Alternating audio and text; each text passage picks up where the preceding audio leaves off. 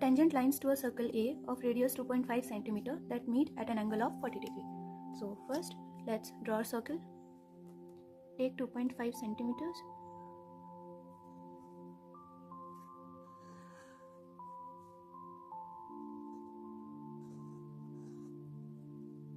Draw a line from the center. Take any random distance. Now we want a 40 degree angle on this point, so we can make 20 degree above and 20 degree below the line.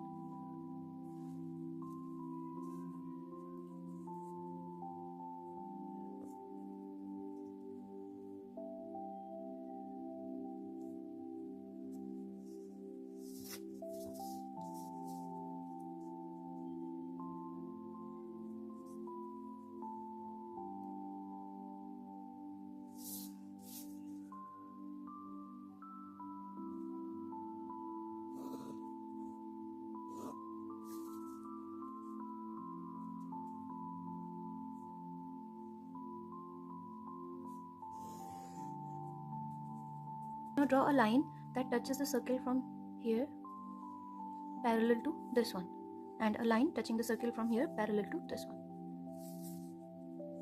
So take a circle.